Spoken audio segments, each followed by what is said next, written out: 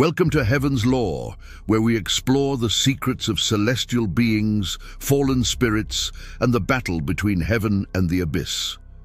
We believe we know the story.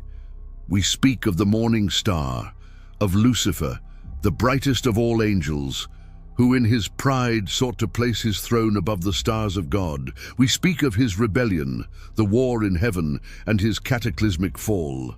It is the archetype of all tragedies, the ultimate story of pride preceding destruction. We focus on his singular titanic figure, the adversary who shadows all of creation. But in this, we miss the true horror. We overlook the multitude that fell with him, the third of the host. The story we are told is that they chose, they fought, and they fell. But what if that was only the beginning? What if the greatest tragedy was not the fall from heaven, but what happened after? What Lucifer did to the angels who followed him is far worse than his own fall. His was a choice, theirs was an unmaking. Today, we delve into the darkness that followed the descent, into the fate of the legions who sacrificed eternity for a promise. What truly became of them in the cold, empty void? Share your own theories about the fallen in the comments below, and if you seek the hidden truths within the lore, subscribe to Heaven's Lore and ring the bell so you never miss a revelation. Before there was a before time was a river, there was the celestial court. We must strain our mortal imagination to grasp it. It was not a kingdom of gold and clouds. It was a state of being, an existence of pure, unadulterated reality. This was the symphony, a structure of divine mathematics so perfect that it was alive, a song so complex that its notes were sentient. The angels were these notes. Each was a being of staggering power, a unique and necessary vibration in the harmony of creation. Their very existence was a continuous act of ecstatic, joyful worship. They were not servants, but participants. Their service was their being. Imagine the seraphim, the six-winged burning ones. They were not just near the throne. They were the very resonance of its creative love, a fire so pure it was a song of adoration that wove new realities into existence. Imagine the thrones, the Ophanim, the many-eyed wheels. They were not chariots, but the very principles of divine motion, the laws of physics and metaphysics made conscious, turning in perfect, spiraling awe. And the cherubim, the guardians, possessed a wisdom so profound, it was the blueprint of the cosmos itself. Each choir, each legion, was a different instrument, a different texture in this infinite composition. And they were, all of them, in a state of constant, active and willed yes to their Creator. Their will was not a tool for rebellion, it was the mechanism of their joy, the way they aligned themselves with the harmony. And leading this choir, the first and most perfect note, was Hellel, the morning star, Lucifer. He was the seal of perfection, the anointed cherub. His brilliance was not just his own, it was his function to be the perfect amplifier of the divine light. He gathered the light of God and reflected it back with such beauty that all other angels resonated with him. His legion, the angels who followed him, were those whose own harmonies were most closely attuned to his. They loved him. They admired him. Their bond was not one of simple hierarchy. It was a bond of resonance, of shared beauty. They were a brotherhood of light, existing in a state of such complete and total fulfillment that the very concept of want, envy, or fear was a logical impossibility. They were eternal. They were complete. They knew no lack. It is this absolute perfection, this ocean of light, that we must first understand. To fall from this was not just to fall from a place, but to fall from existence itself. Into this perfect, seamless harmony, a new thing was born. It was not a thing of creation, but a shadow of it, a thought, the first dissonant note in the history of all things, the sound of I. We simplify this as pride, but it was far more subtle, more venomous. It was the whisper that self-will could be an alternative to divine will. Lucifer, the great amplifier, looked at the light passing through him and for the first time mistook the reflection for the source. He thought, "I am beautiful," and in that moment the I was born. "I will ascend. I will raise my throne above the stars of God." This was not just a desire for power, it was a declaration of a new reality, one that centered on the self. This idea, this I, was a logical poison. It was a beautiful, crystalline, and hollow thing. And he, the most charismatic and brilliant of all beings, began to share it. This was not a declaration of war, not at first. It was a campaign of whispers, a seduction of the highest order. He went to the other angels, his brothers, his legion. To the angels of strength, the great powers, he whispered, "Your might is a tool for a purpose you did not choose. What if it were an end in itself? What if you could build with your own strength, not just uphold?" To the cherubim, the wise, he whispered, "You guard the knowledge of God, but what of the knowledge he withholds? What of the knowledge of other? What of the knowledge of self, separate from the whole? Is that not a truth worth knowing?" And to his own legion, those who resonated with him most, he offered the most potent poison, loyalty. "I am your brother, your captain. I am the light you have followed. Now I seek to author my own light. Will you stand with me? Or will you remain a note in a song you did not write?" For the first time, a choice was presented. Not the yes of joyous alignment, but a yes or no to a new idea. And for a multitude, the sheer novelty of this doubt, the terrifying, intoxicating thrill of self-determination, was too much. They looked at the morning star, their exemplar, and his brilliance blinded them to the source of all light. They chose him. They chose the I. They severed their harmony from the symphony. The first shattering note of dissent was struck, and with it, the universe tore itself apart. The war in heaven was not a thing of swords and shields, of flesh and blood. Such things were metaphors, created millennia later to describe the indescribable. This was a war of concepts. It was a war of will. It was a fundamental ontological conflict between the yes of creation and the new terrible no of the rebels. Imagine a song fighting itself. Harmonies turned to cacophony. Light turned against light, creating not shadow, but a negation. A void. Michael, whose name is not a name but a question, who is like God, rose to lead the loyalists. His very being was the unanswerable argument against the rebellion. It was a rhetorical question that was also a weapon, a fundamental truth that unmade the logic of the rebels. The rebels fought with the terrible, focused fury of their new I. Their self-will made them powerful, but they were a fire that had torn itself from the sun. They were burning their own essence. They were a song trying to shatter the silence that allowed it to be a song. The conflict was absolute and it was brief. The divine order, the very isness of reality, reasserted itself. It was not an act of anger from God. It was an act of consequence, like a body expelling a poison. They were defeated, but they were not annihilated. They were cast out. This is the katabol, the casting down. We cannot conceive of this. It was not a physical fall through space. It was an expulsion from reality. It was the feeling of the symphony stopping. The light was withdrawn. Imagine your entire existence, your thoughts, your light, your very consciousness being unplugged from its source. It was a fall through the layers of creation, through the ordered cosmos, and out into the tohu wabohu, the primordial state of chaos, the formless, lightless, meaningless void that existed before creation. It was the absolute opposite of the harmony they had known. It was an ocean of non-existence, a cold, silent, infinite nothing. And into this, the broken, terrified, and shattered host fell. They were no longer a legion. They were a wreckage, a mass of disoriented, grieving consciousnesses, shipwrecked on the shores of non-being. And in this shared cosmic trauma, they looked for their leader. They looked for the morning star who had promised them freedom. Here, in the absolute darkness, the true story begins. Lucifer's fall was different from theirs. He fell, and his pride, his monumental, unshakable eye, was his spine.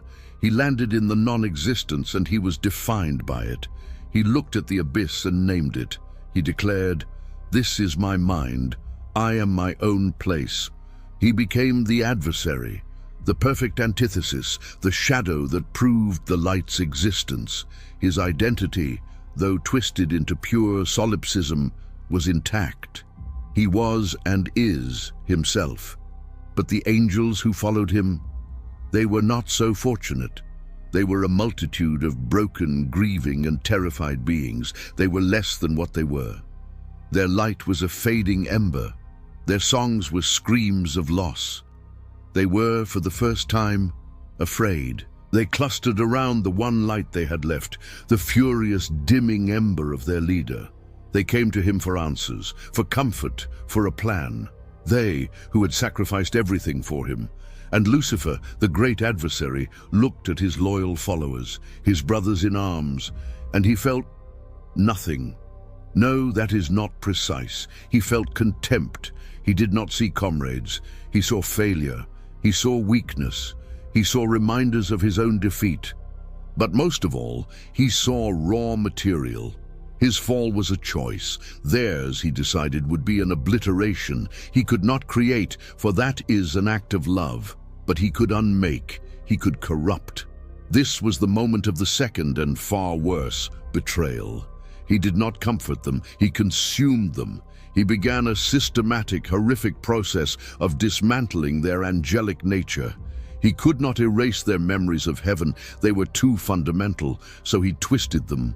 He taught them that their memory of love was, in fact, the memory of slavery, that the joy they felt was delusion, that the symphony was a cage. He took their shared grief and weaponized it, turning it from a lament for their lost home into a burning, bottomless hatred for the home that had expelled them. He took their fear and amplified it, using it as a tool of control. And worst of all, he took their love for him, their loyalty, and perverted it. It was no longer the resonance of admiration. It was the groveling, terrified obedience of a slave to a master. He did not build a kingdom for them. He built his kingdom out of them.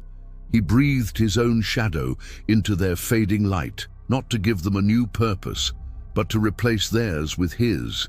The hierarchy of hell, as chronicled in the dark grimoires, is not a government. It is a taxonomy of atrocities. It is the organizational chart of a cosmic vivisection. And every duke, every prince, every president of hell is a testament to Lucifer's unmaking. These demons were not born, they were forged. They were the broken pieces of the angels who followed him, now violently remade. This is what he did. He took their divine essence and inverted it. Think of the mighty like Beelzebub. This name, Lord of the Flies, is a mockery. This was perhaps a great cherub, an angel of profound wisdom whose purpose was to understand the intricate connections of the cosmos. Lucifer stripped that wisdom of its context, of its connection to divine love, leaving only a cold, hollow, calculating intellect. He turned a being of profound knowledge into a being of filth and empty logic, an intelligence that now only understands decay and entropy.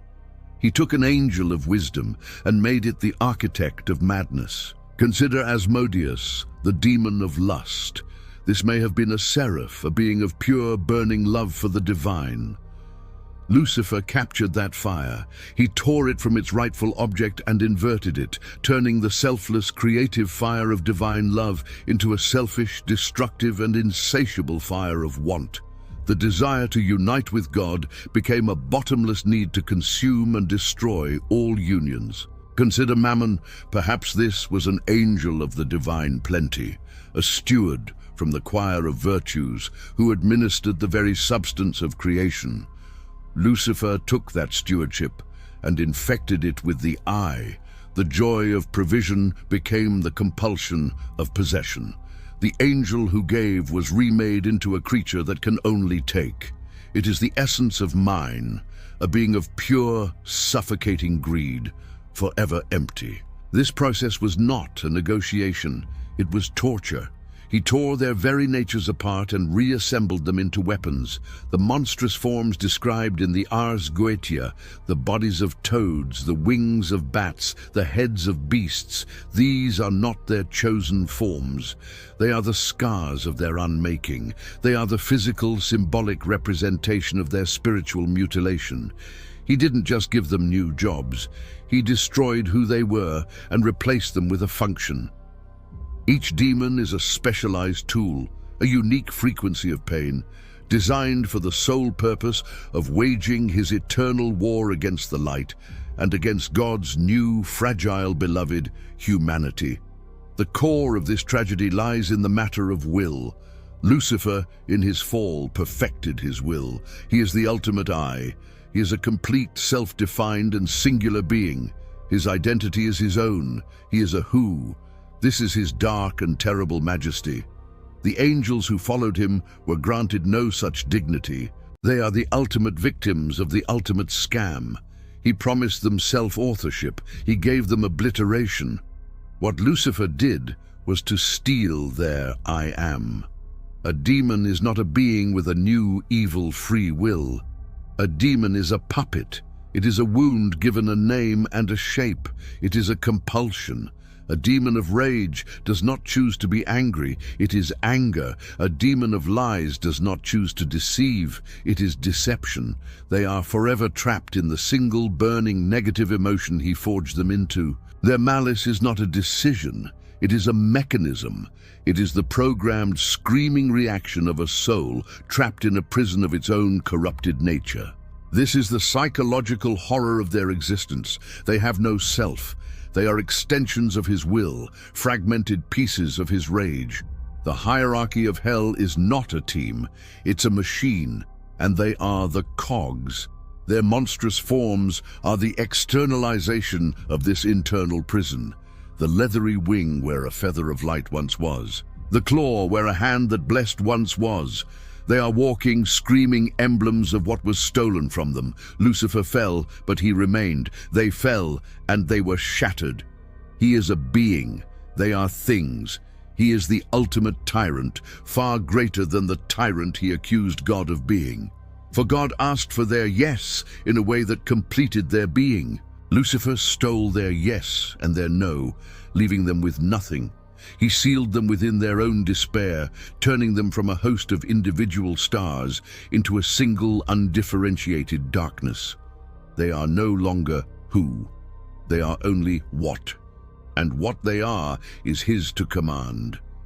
What makes this fate truly, eternally worse than Lucifer's own? The answer is a whisper, the faintest, most agonizing memory. Does the demon recall the angel it once was? The lore suggests in its most dreadful corners that the answer is a yes, not a clear visual memory, but a ghost, a sound, a single pure note of the celestial symphony that still echoes in the hollowed-out cavern of their being. It is the one thing Lucifer could not destroy, the memory of the light. This echo is not a comfort, it is the engine of their torture. It is the constant, maddening, unbearable reminder of what they were and what they have lost. It is an eternal thirst that can never be quenched. This is the true source of their malice. Their hatred of humanity is not simple jealousy. It is an unbearable longing. When they look at a human being, a fragile, weak, mortal creature of clay, they see the imago Dei. They see the image of God. They see a being that still has what they lost, a connection to the divine light, the potential for grace, the choice. Humanity is a walking, breathing mirror of their own lost perfection, and they are compelled to shatter that mirror. Every act of temptation, every whispered lie, every seed of corruption they plant in a human heart is not an act of warfare. It is a scream. It is a desperate, violent, and futile attempt to silence the echo. "If I can make this light go out," the demon reasons, "if I can drag this soul into the same mud, maybe the memory of the symphony will stop hurting." This was Lucifer's final diabolical masterpiece. He knew this echo would remain. He counted on it. He took their agonizing nostalgia, their eternal grief, and he aimed it. He pointed his entire mutilated army at the heart of his enemy's new creation.